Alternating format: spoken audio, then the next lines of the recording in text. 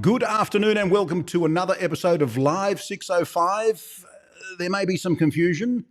It's not 605. In fact, it's Dirty 3:30 here in New South Wales, Australia. Welcome wherever you may be. If you're watching us through Facebook, through the Facebook community, through our business page, the Stray Whisker business page, welcome. Of course, we're on YouTube as well, so through Shave the Man and through the Stray Whisker TV channel. We're syndicated everywhere now. It's incredible, isn't it? It's incredible. Firstly, my apologies that I don't know whether I should be offering an apology, actually. We're a little earlier than usual because we are still in lockdown. In fact, we're going to extend the lockdown here in New South Wales because we enjoy extending things beyond what is expected. So we're in a lockdown, which means this week and next week, it'll be a live 3:30. But I'm not going to do a graphic for that. We'll just leave it at live 605. And I'm sure when we return from this enforced lockdown that we shall return to the 605 format again. Anyway, speaking of formats, we're going to run an interesting show, what I think is an interesting show this afternoon. And I welcome your comments. If you are new, please put new below. That way I'll know. Look, it's not a vanity metric. Okay, some people said, is it a vanity metric? It's hardly a vanity metric when 5 people are watching. No, I shouldn't say that. Thank you very much. Actually, there are more than 5 people watching now these days, which is really, really good. It's refreshing to see and to hear. Hi, Will from Colorado. Beautiful Colorado. I love Colorado. I love it. Love it. Nice to see you on the live, sir. Good afternoon. Yes, hope your day has been good. Yes, been okay. Look, it's been pretty good. Still coming in to fulfill orders, so online is still continuing. But it's just that the face-to-face stuff is, not going to happen. First time live, shaving with peg leg. Have I seen peg leg before? I don't know. Anyway, welcome to the live. This is a double shot espresso. I'm having doubles these days. Look, this situation could turn a man to drink, and my poison happens to be a caffeinated one. This is a double espresso. No milk, no nothing, just coffee and moi.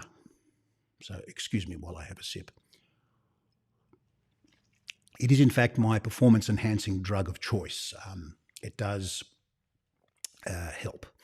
11:30 p.m. Now, that is a rather more civilised hour. I mean, normally when we go to air at 6:05 here in Australia, it's some ungodly hour. There, I believe, is about 3 a.m. or 2 a.m. or whatever the case may be.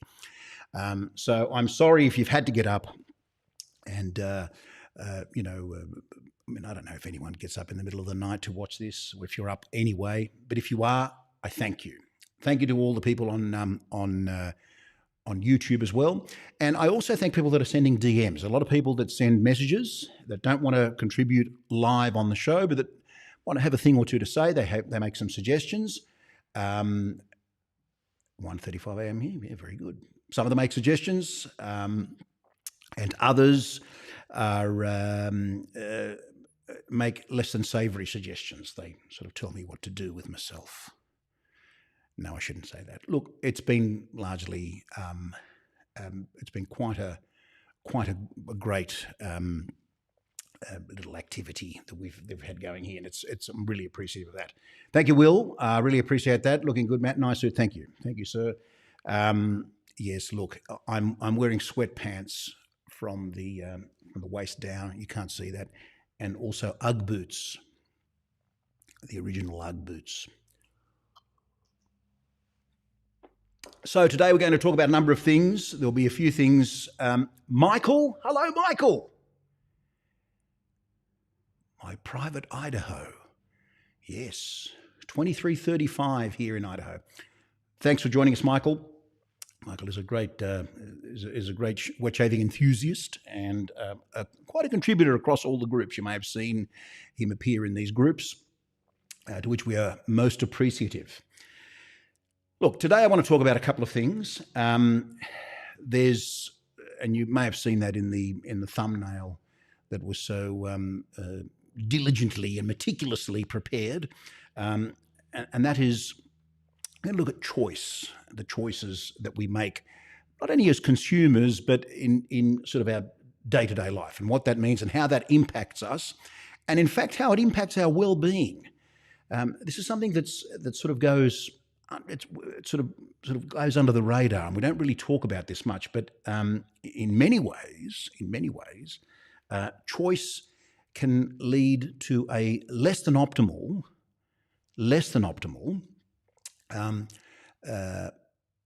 scenario where your health may suffer, and I'm talking about your mental as well as your physical health. Believe it or not. So this is something that we're going to investigate and talk about, and then we'll open it up to questions, your questions about all sorts of things. They may not be about choice. It might be about all sorts of things like,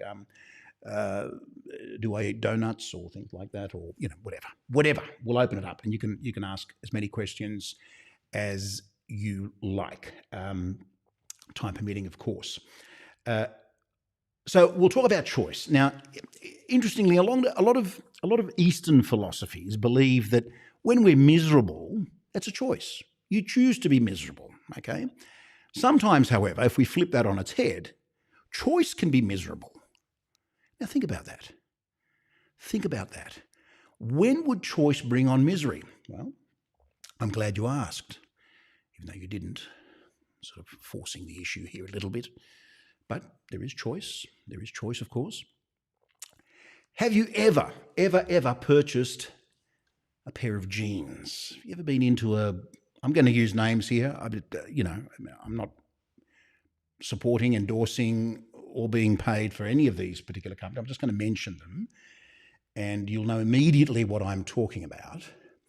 Have you ever purchased a pair of Levi jeans, or Lee jeans, for example, in the last 15 years? I would hope that you have. Tell me, what was that experience like? I'll wait. I'll just hydrate while you're thinking about this.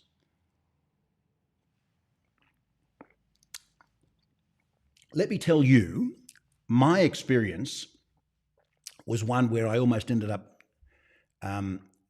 collapsing from exhaustion, collapsing from the choices that were available to me. I'm a guy that just wants to go into a store and purchase a pair of jeans, right? Just want to go into the shop and buy jeans, right? And I'm of that vintage where you could do that. You could walk into a large department store or a box store, as they call it in the States, and say, I need a pair of jeans. Those jeans look good. Do they fit? Yes, they do. Try them on in the fitting room. And if I was happy with how they looked, I would purchase and leave the building. That would be it. No. This, unfortunately, doesn't occur anymore. I mentioned the company Levi's, which I think is a wonderful company, of course. But there are all sorts of things that one needs to consider when purchasing jeans. Okay, just bear with me for a moment. Are they skinny jeans? Are they slim fit jeans? Are they straight jeans? Are they relaxed? Are they boot cut?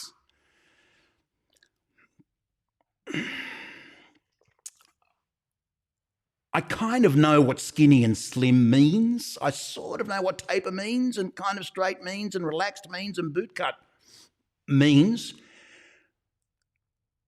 But Levi's has produced this entire narrative now around jeans, where we select a skinny, a slim, a taper, a straight, a boot cut, a loose fit.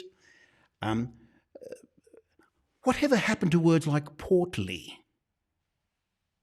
I know I'm a walking, talking, living example of portly, but whatever happened to that? Will says the last pair of jeans he bought was years ago, Wrangler boot cut. Got them from a thrift store for $1. I love it. You see, Wrangler, there's another name I forgot to mention. Anyway, so if you go into I was in a Levi's store in San Francisco some years ago, and I almost had to be stretchered out. There were walls of jeans, walls and walls and walls of jeans everywhere. Of course, I'm in a Levi's store. What else do I expect? I didn't, however, expect this. We have the 501 original, the 501 93 straight, the skinny Tabor, the double X chino, the 510 skinny, the 511 skinny, the 512 slim taper, the 502 regular taper, the 551Z authentic. I'm not going to read the rest of the list. It goes on and on and on and on and on. Then we have jeans which have been bleached, which have been stonewashed, which have been distressed. There are distressed jeans, as well as distressed consumers, no doubt. No doubt. Perhaps I'm dating myself.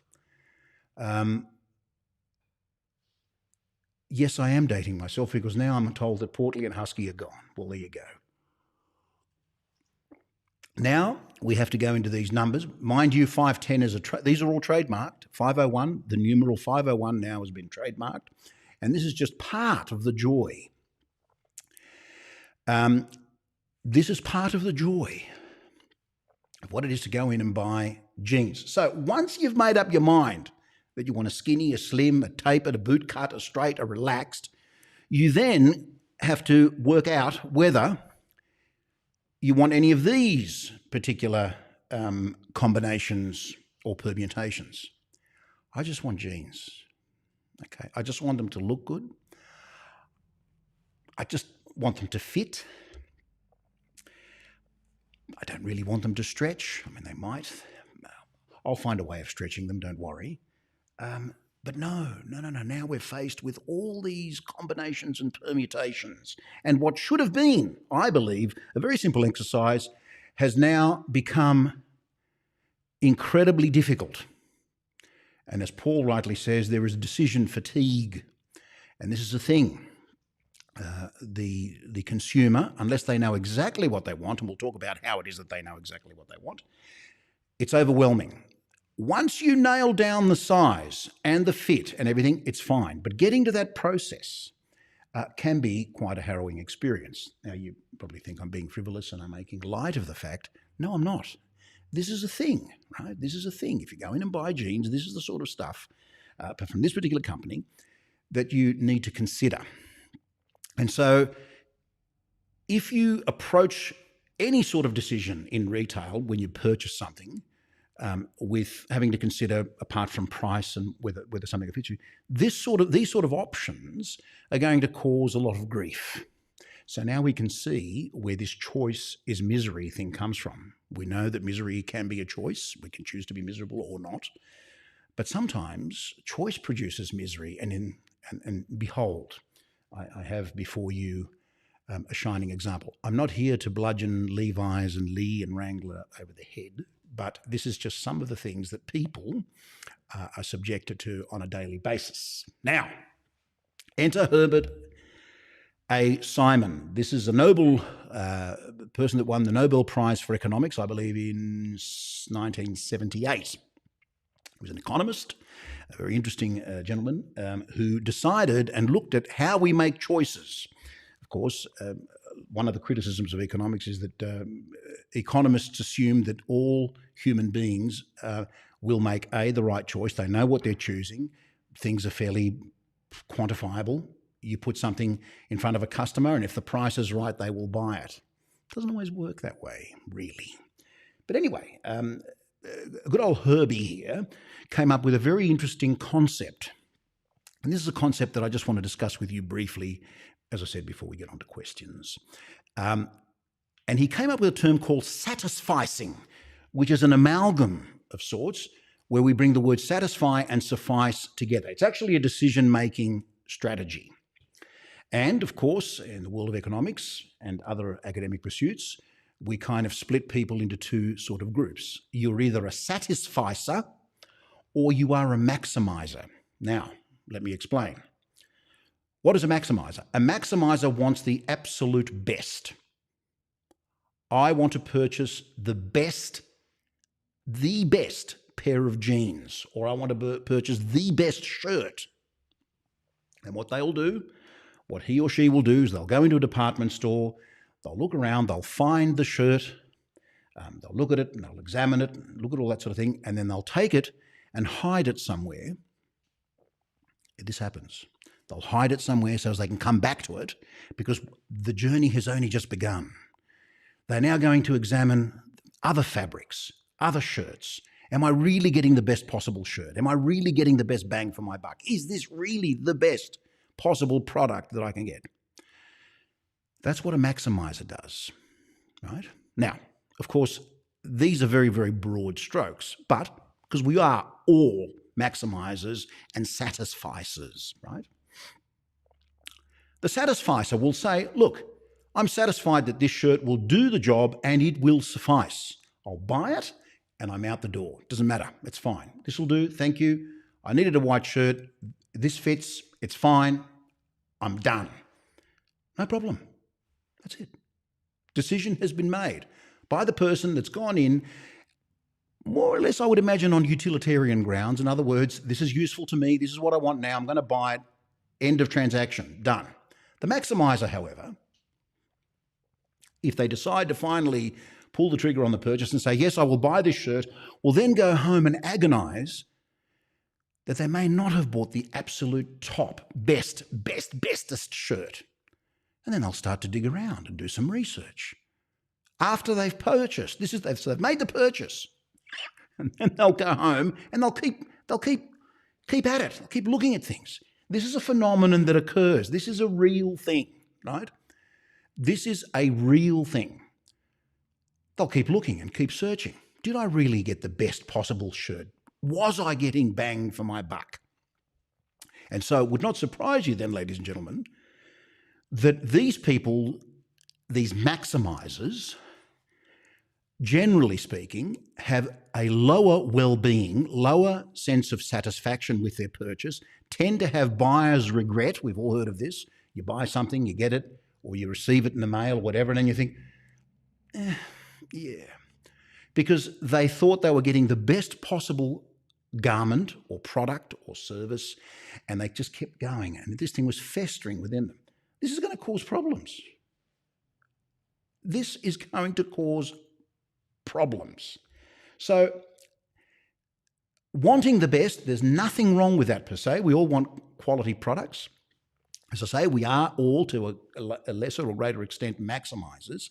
But when we're driven entirely by that principle, we run into a bit of trouble. And then, as I say, the satisficer will say, look, I just needed a shirt. I went in there. This thing fits. I'm happy with the price. I'll buy it. That's it.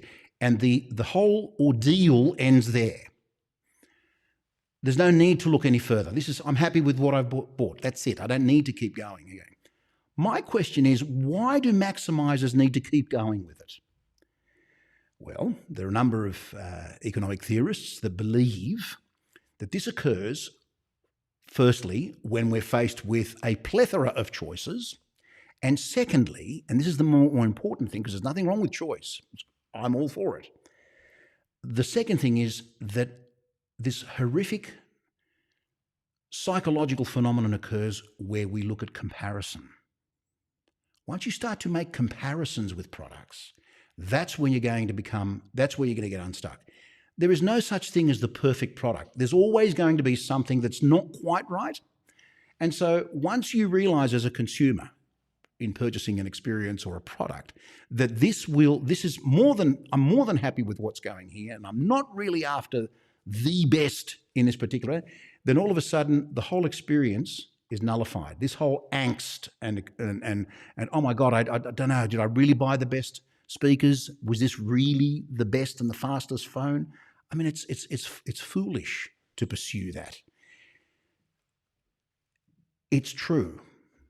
As shaving with peg leg, I love that, shaving with peg leg. So they develop buyer's regret during the drive home. Absolutely. Because they know. They wanted the best, but they know deep down. We all do. We all know. I won't say they. I have to include myself in that. We all know that it was the best possible thing at that sort of. So in other words, we are kind of satisficers in some way. In some way we are. And the maximizer is someone who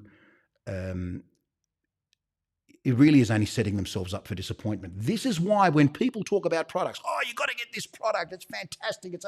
This is why expectations are set so high, and they are almost always accompanied with either regret or a complete underwhelming feeling of, okay, meh.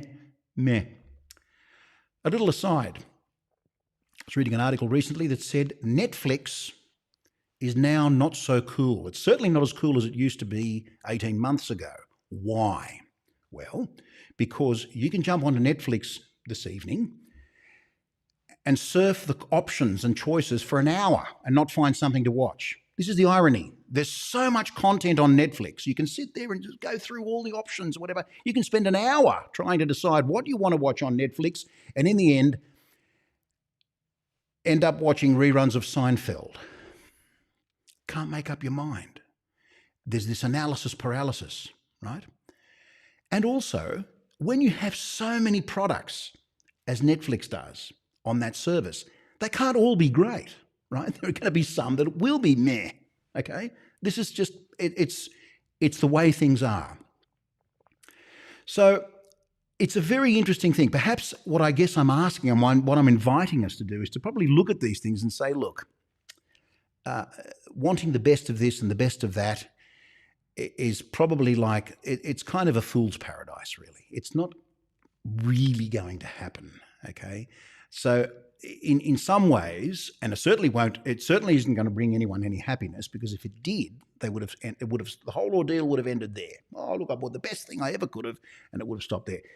Buy, sell, and trade groups are full of maximizers, full of them.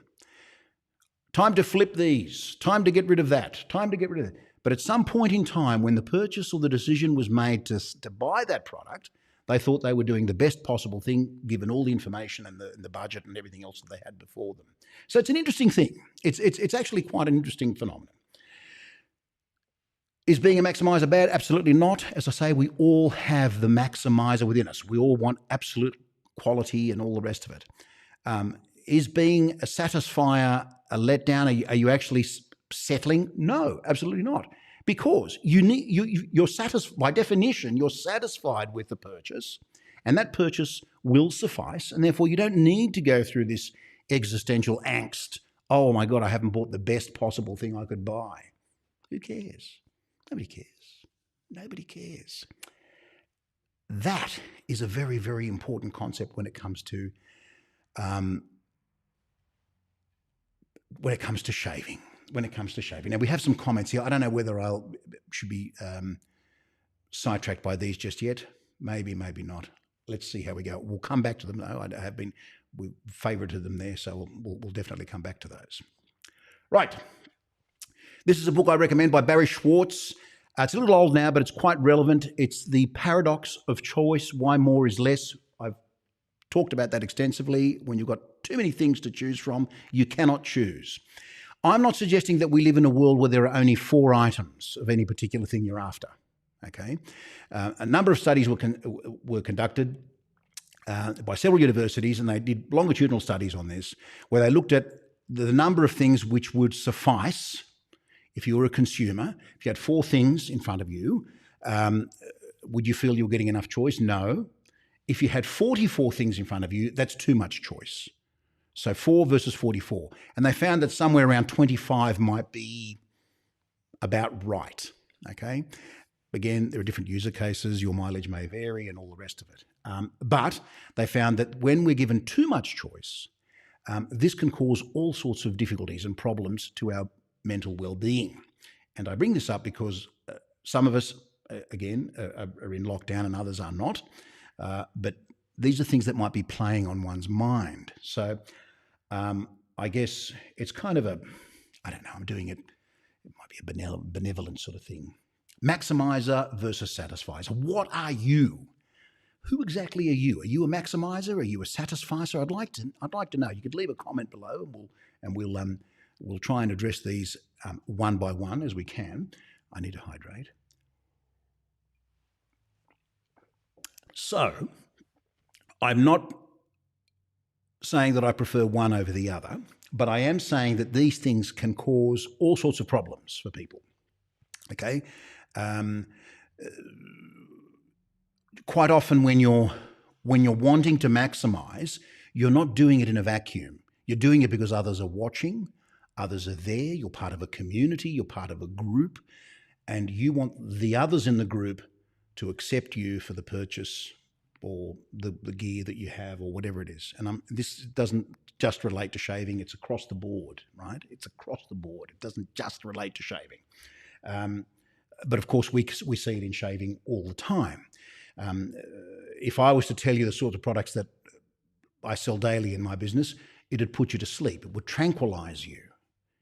This is how boring it is. It would put you to sleep, right? Because you'd say, hang on, doesn't everyone want this particular soap ABC? Isn't this the latest and greatest? No, actually. No, it's not. No, it's not. I'm staggered at the amount of times that we have to keep ordering Proraso. Staggered at the amount of times that people are asking, I'm going to say it, right? For Taylor of Old Bond Street. You got any Taylor of Old Bond Street? Got any Proraso? These people might be satisficers, but in a group they might appear to be just maximizers, and so they'll only show those particular groups. But if that stuff works for you, then good on you. It's great. I think it's fantastic. Let's not get caught up in this, though. And so I think that is really all I wanted to cover in terms of that. Please let us know what your thoughts are on that. Do you think there is a I don't want to use the word saturation because the market is what it is and it sorts things out. That's one of the things of economics. It's the invisible hand of the market. If you've got a product that people want and it's priced fairly, then the market will, through advertising or whatever the case may be, through word of mouth, they will discover that product and make the purchase. That's classic economic theory. But are you a person that agonizes over your purchases? Are you someone that wants to maximize? You want the absolute best. And when you take that product home, like Pegleg said, are there feelings of regret even before you get home? Or after you've opened the box and the initial adrenaline rush of opening something that's been sent to you in the mail, and you think, oh, this is great, it's here, it's wonderful, but it's sort of underwhelmed. I'm a little bit underwhelmed. I don't know. Not really doing it for me. Let me know. Let's look at some of these comments here. Who have we got? Michael. Now, what's Michael said? We got ours before the summer, and then my mother would spray us down with a hose. We wore them until they dried and shrunk to fit. Then we were Smurf blue from the waist down for a few weeks. Yeah, see, there you go. Exactly. So I take it that you haven't been into the latest and greatest 501 or Levi store, Michael. It's quite an experience, I have to say. And it's interesting because this is how, if you ask the sales assistant there or the associate, as they're called in the United States, if you ask them for any sale, they'll come up to you, oh, can I help you? Yes, I'm after a pair of jeans. Well, choices everywhere. Hello, Mark from Dallas. Nice to have you on the live. Thank you, sir. Thanks for joining us. Really appreciate it. And I really like the fact that we're getting a lot more of our friends from the United States. Clearly, it's a more approachable hour. We can't keep doing it at this time. Obviously, we're normally 3 hours later. Too many things to choose from. Sounds like shave soaps. Yeah. Well, it could be. It could be. And a lot of shave soaps. It happens with razors too. People just get, they just think, oh, this was going to be the latest and greatest. It didn't quite make it. And yes, who else do we have here? Yep. I really feel like I should own the rights to shaving with Pegleg. Maybe, Tom. Yes. You could actually buy the, why don't you buy the domain, Shaving with Pegleg? There you go. See if there's that creates a bit of excitement. Shaving with Pegleg. Any other comments there? Paul, I think, has got a comment for us. I think marketing plays a part in this. Hyping up the best product ever can only make maximizers more miserable. Absolutely. And this is what they found. This is what the literature has suggested as well. That if you seek the best, I want the best, you'll only end up making yourself upset. Okay. So I guess it's an invitation to think about how we approach things. there's negative press on buying things that will suffice. In other words, you've just settled for something. No, there are actually utilitarian grounds. As I said, if it's useful and it works for you, there's nothing wrong with doing that. That will satisfy you, and that is something that I think really should be the driving force in that instance. Get the best possible thing you can, absolutely, but don't expect it to be the best in the world, for example, because that is a nonsense. It's a fallacy. Who have we got here? Marketing Pictures. Is it Andrew? Is it Andrew there? Yes, let's have a look at that one there. Marketing Pictures send the same fastball to the entire opposing team of 9, and you'll hear 9 different tales of the baseball they've faced. Absolutely. Yes, absolutely. I have to agree with you, Andrew. So, look, it's definitely Simpsons Chubby 1, 2 or 3 have been the Parasso and Tobbs of the hardware lot. Yeah, I agree with that as well. The old Chubby 1, 2 and 3. Lather hogs. I have a 1, 2 and 3 and haven't used them for 1, 2, 3, maybe 4 years. I don't know. Hi, Elias. Yasu, nice to see you on the live. You should be practicing your bass. Scott, hi Scott. Thanks for joining the live. It's really nice to have you on here. I really appreciate you taking some time to join us. Let's have a look at, are you planning to attend the Big Shave? Mark, yes. Oh, I would love to. The Big Shave for me was it was an incredible time. I remember the very, very first one. And I just met these people that I'd only seen online, these virtual friends, and it was such an honour to meet these people and to be amongst them and to even have dinner with them, and not only talk shave. Look, it was all about, this whole thing is about relationships and connecting with people, and the Big Shave was the best possible way that we could do that. I think it was the 2014 and 15 one that I attended. Then it became Southwest, which is what you're referring to now. I would love to. Look, I don't know. Travel at the moment, particularly out of Australia and then coming back into it, is particularly difficult.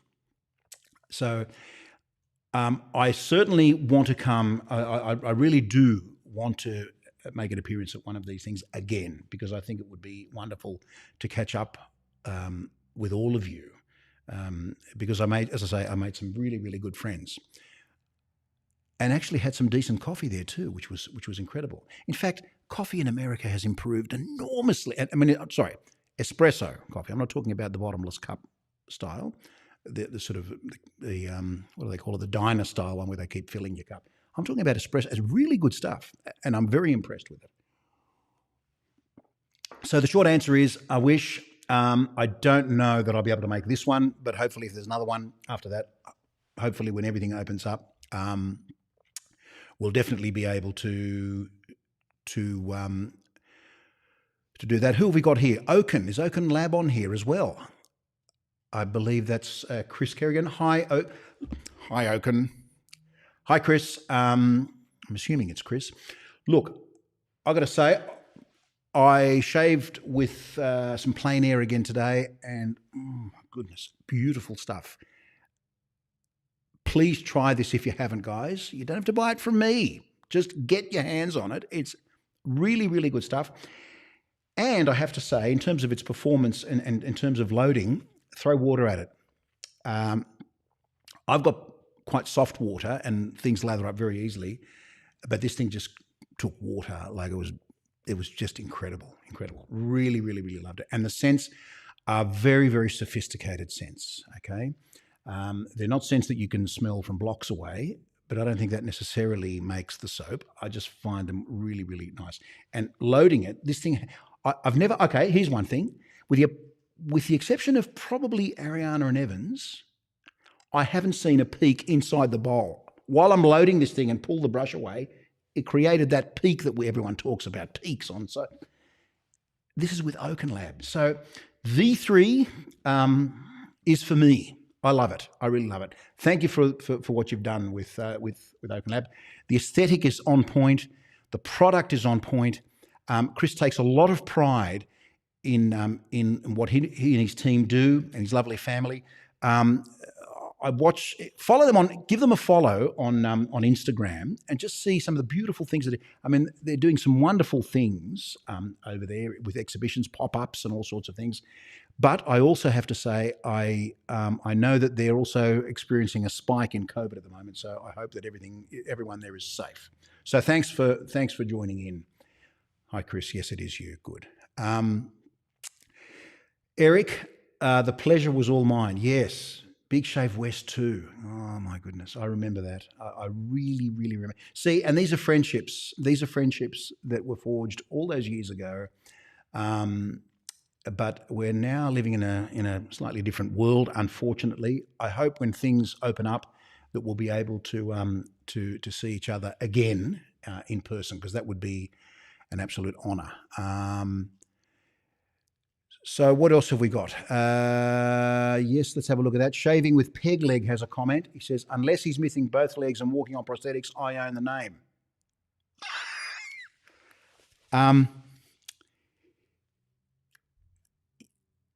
He kind of is missing both legs, and his nickname is Hooky. So I'll just leave it there. Yes, I don't know, Mr. Shaving with Peg Leg. Maybe I'll link down to some of Tom's content below, and you'll see for yourself. He's been through quite an ordeal. Even when he visited me, that was quite an ordeal as well. Fragrance enthusiast. Yes, do you bowl or face lather, and why? Also, what is your favourite type of brush? Yes, I generally face lather. So where we're living is in the mountains, and probably about 1 kilometre above sea level, so it gets pretty cold here. The only time I will bowl lather, if I'm going to bowl lather, is in the winter months. That's when I really enjoy it. But 9 times out of 10, I face lather. I bowl lather a lot in store to demonstrate, because obviously I'm not going to lather my face here, so I do a lot of bowl lather demonstrations here. And for obvious reasons, apart from the fact that I don't want to end up with lather all over my face, I can show the consistency to people that are interested in how we create and generate a lather. By using it on my face, there's an immediacy there. I can get a feeling for what I'm doing. But there is also an enormous amount of satisfaction in lathering in a bowl. For me, it adds another step, obviously, not of complexity, just another step to my routine. And there's nothing wrong with that, but sometimes I just need to shave and be out the door. So predominantly face latherer. In fact, it's probably even more than 9 times out of 10, if that's possible, maybe 9.5 times. As opposed to sort of rather than bowl lathering. I started off not shaving with anything other than silver tip badgers and boar. I loved boar brushes, absolutely adored them. The way they would soften up and bloom, they were really, really, really good. I don't reach for boar much now. No reason. There's no specific reason why I won't pick up a boar brush. Perhaps I don't want to be a boar. No pun, no more dad jokes, enough. Now I'm finding that I reach for a synthetic brush, again, because it dries quicker. Synthetics have come a long way. The synthetics of 5 years ago, compared to what's happening now, they've come a long, long way. And I'm not talking about colours, these silly colours they put through them, like, pink tips and whatever. I know you might have pink tip brushes or whatever. Anyway. Yes. But I'm talking about the actual components of the fibre itself. There's a process where they micro crimp the fibre, because one of the big problems, of course, with synthetic brushes was that they didn't hold any water. This would, of course, then mean that you weren't able to get a luxurious and a fulfilling lather. That has changed as materials have changed and as the market has grown. So that's driven that whole thing. So this morning I reached for a synthetic brush when I shaved with my Oaken Lab Plain Air soap and whipped up a storm. I've also shaved with a silver tip with Oaken and found it to be great, but I even needed more water for that. I don't know, for some reason it just fantastic. So synthetic, then sort of a badger. Look, you know what? Now that this is what happens. I mention something and then I go back and do it. I think, yeah. So I'm actually going to shave with a bore brush next because they've split beautifully and they do very well.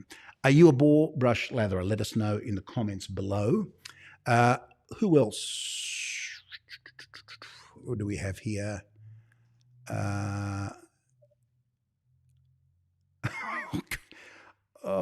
Pegley. I think maybe Tom is gone. Maybe he's not here. Anyway, if he is, that's fine.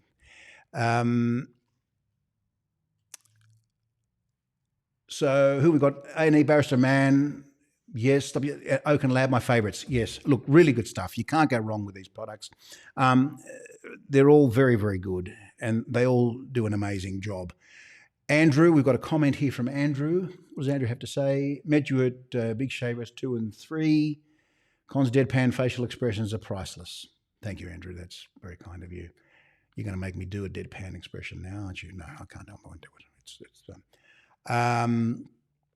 Boysenberry Dracula, how long does it take to use a puck of Cella or Parasso if used daily? Interesting question.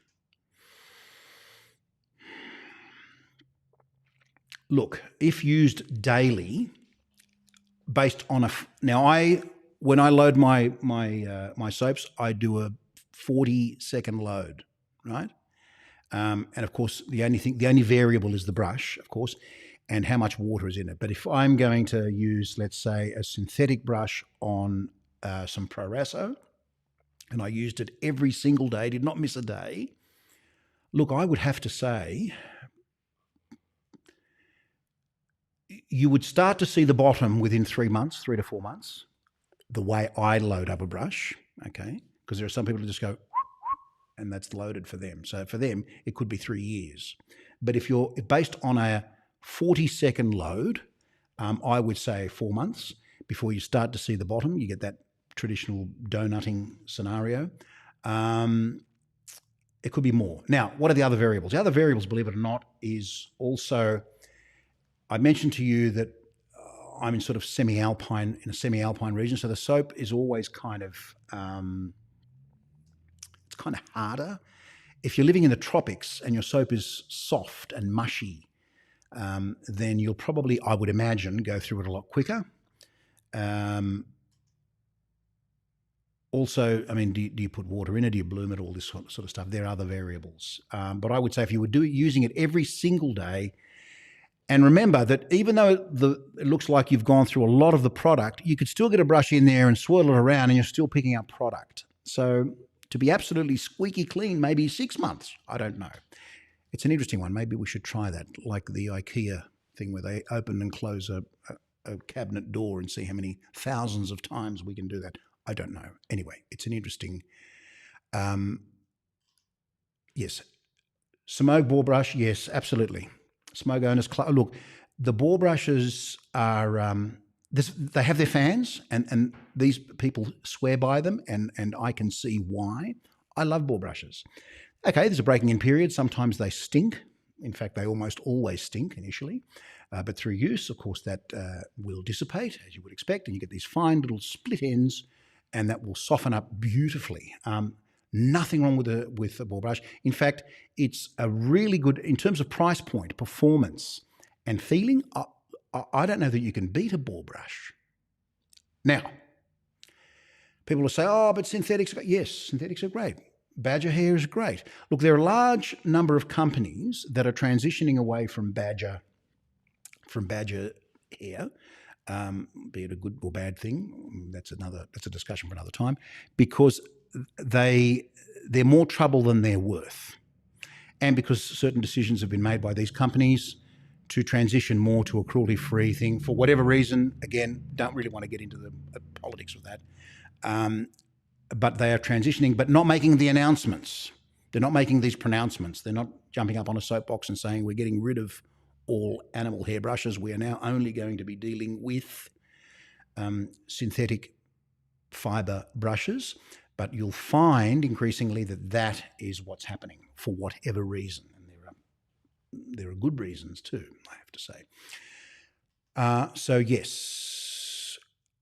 Yeah, Eric, remember when the Plisson, oh my goodness, the craze. The Plisson, you're going to like this, Eric, you're going to love this story. When the Plisson was being sold in L'Occitane stores, yes, L'Occitane, not L'Occitane, L'Occitane stores in the United States, I believed you could pick one up for about $25. Let me know. Do you remember, if anyone remembers? Anyway, they were no more than $40. They were being sold in Australia for $100. This is for a Plisson. $100 were being ripped off. And people would piff them and send them to others all over the world. It was the thing. And then the Plissoft came out of that and all the rest of it. And as soon as that happened, L'Occitane dropped them.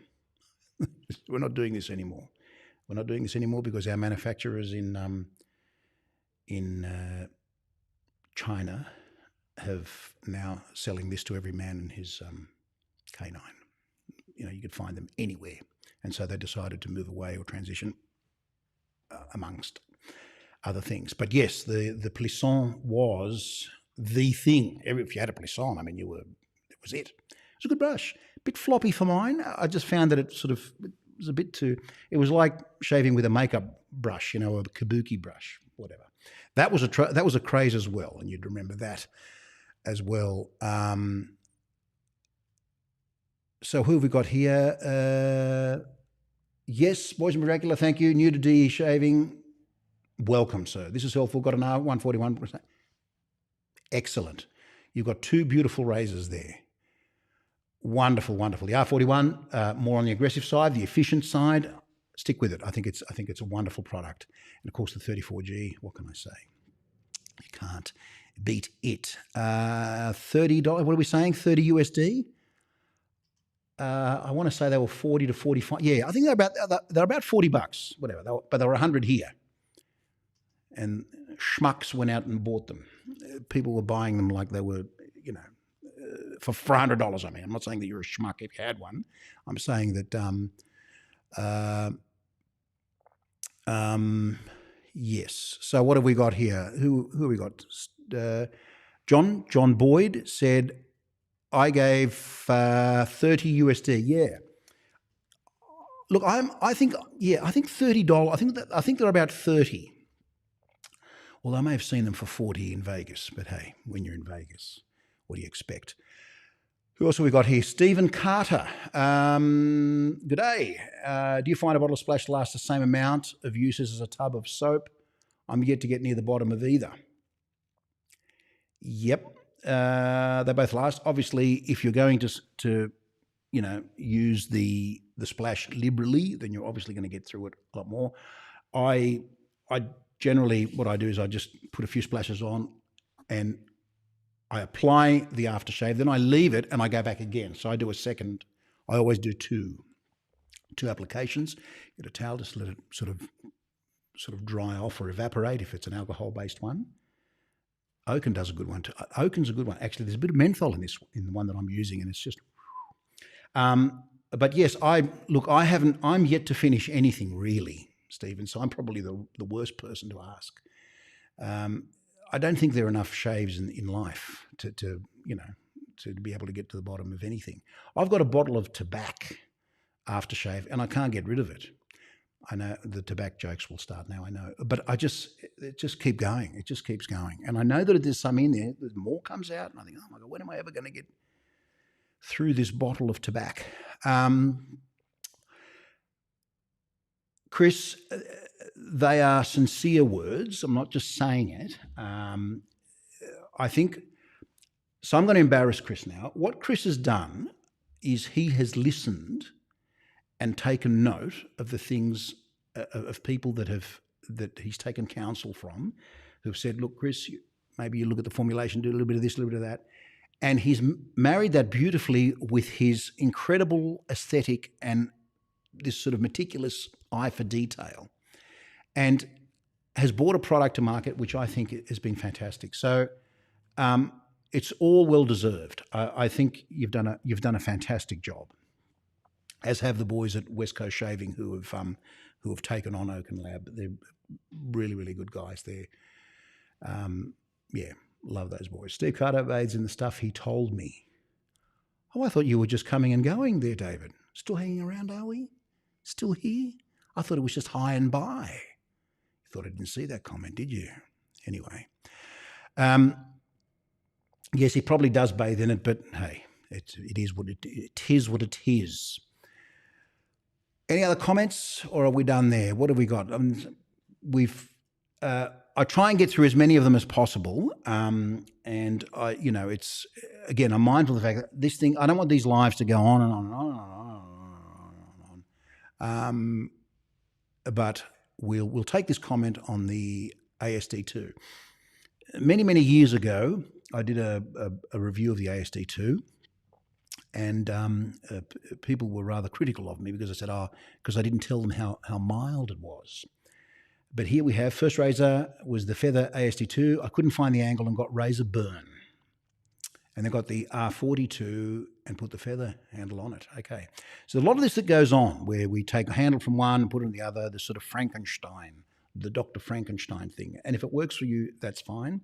Someone had asked me about what I thought of the ASD2. I think it's a great razor, but I don't think you should use it with anything other than a feather blade, my opinion. Because the feather blade, being as sharp as it is, needs to be put into that very mild and gentle razor. But if it's so mild that you feel you're not getting any cut through, irritation will occur.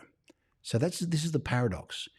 You use a mild razor that can cause irritation because you think it's not taking off the whiskers effectively and efficiently. Next thing you know, you end up with irritation. My throat is irritated, so I have to have some water. Folks, what can I say? Again, it's been an honour and a pleasure to have you join us on this live, on this rather earlier than usual live. I mean, as I say, normally we're here at 6:05, but this is a live, the dirty 3:30 local time. Yes, Stephen. Tobacco's that good I could drink it. Have you been drinking it though, Stephen?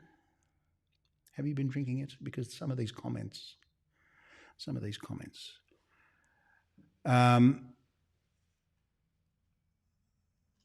No, I don't think I'll be putting up Aristides' comment.